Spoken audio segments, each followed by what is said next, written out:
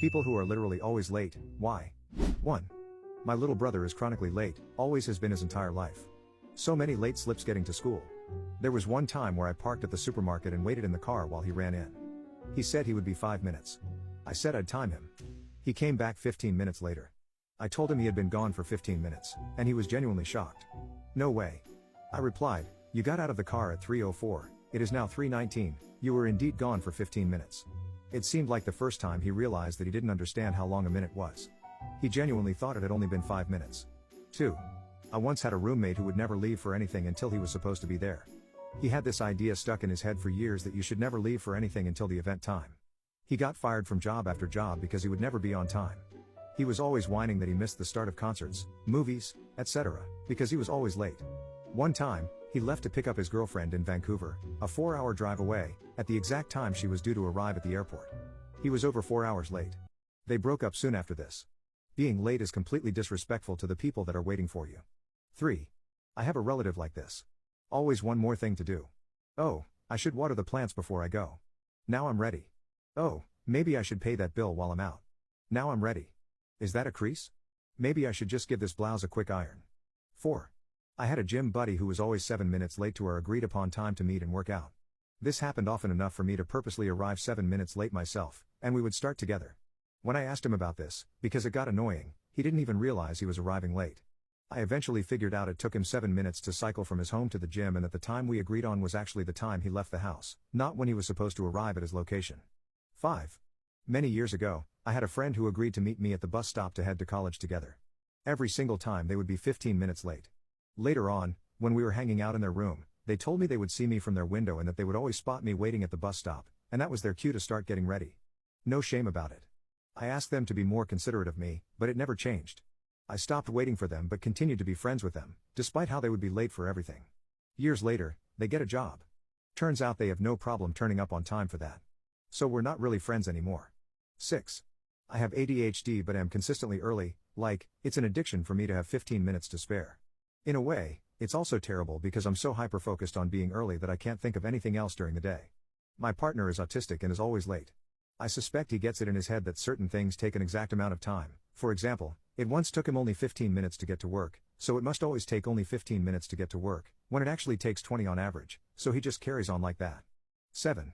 I underestimate how much time I need to get ready while simultaneously trying to multitask other things I need to take care of before leaving the house.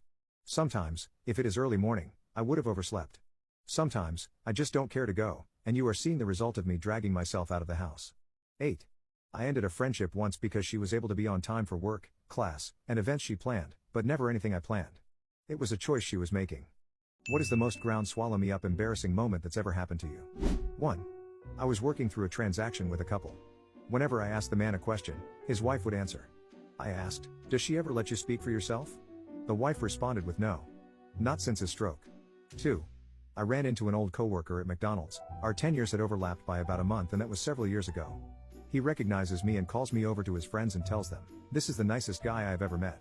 In the next 3 minutes I called him by the wrong name, and asked him how he liked a job he'd never worked at. It was pretty clear that I hardly remembered him. I was so embarrassed that I got my McDonald's to go and ate it in my car. I'm midway through my burger when him and his friends walk up and get into the car directly facing mine. We made awkward eye contact while I had my food in my hand and then they drove off. 3. A blind woman wanted to know where the front of the bank was and I pointed and said it's over there. 4. I was in the elevator area of my former job and wearing a skirt that was a little too big for me. Luckily, I had one of those long sweaters on over top because I was talking to the maintenance guy, and the skirt just dropped to the floor, and the guy and I just stared at each other for a small eternity. 5. I was in a line in the cafeteria and my female friend is leaning on the table holding her purse. Every time she opens it, I close it. I did it twice then she suddenly faced me and it was a total stranger. I went back to our classroom and didn't eat lunch. 6. In middle school I used to have a bad habit of chewing on these pens that had sharp tips and came in red, black and blue ink. What I didn't know is that the tube/body was slightly pressurized, and one day during class I bit too hard on the pen, making it burst into my mouth. My teeth, tongue and lips were stained blue for days and everyone went around saying I ate a Smurf. 7.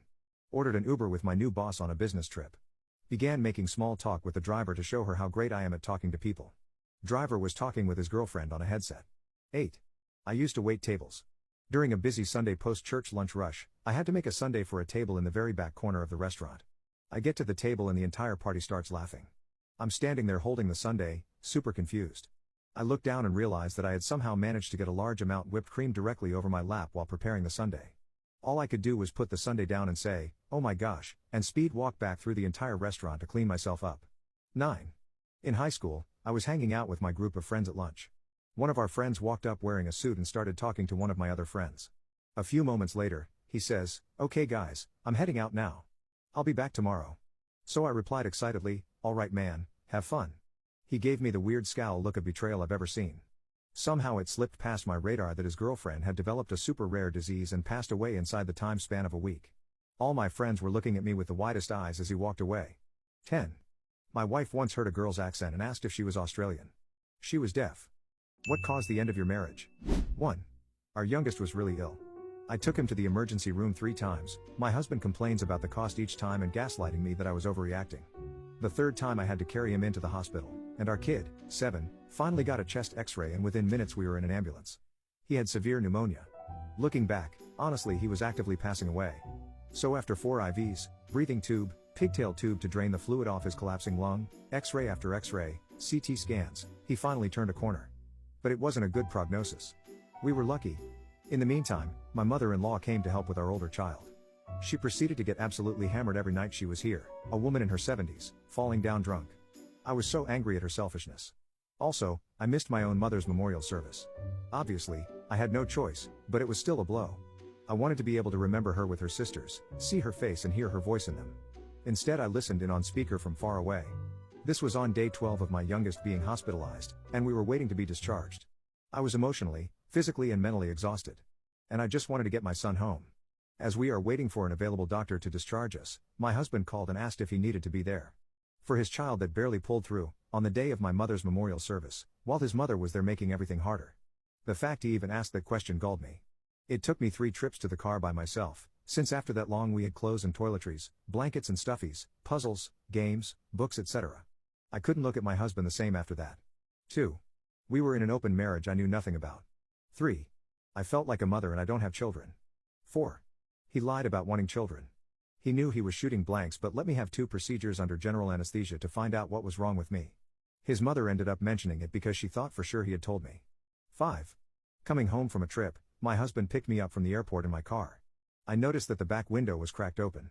It was the kind of small, triangular window that you have to crack open from the inside manually. I asked him who was sitting in the back seat. Without thinking he said it was his best friend and the friend's wife. I asked, then who was sitting in the front seat? He laughed nervously and didn't answer. That was how I found out he was having an affair. 6. A couples therapist saying, "I can't do this anymore, you need to divorce him and move on with your life." 7. Secretly putting us into financial ruin. 8. We stopped playing World of Warcraft. Turns out that was all we had in common. Don't get married in your early 20s. People who quit their jobs on the spot, what happened? 1. At the last minute, my manager revoked my Christmas leave.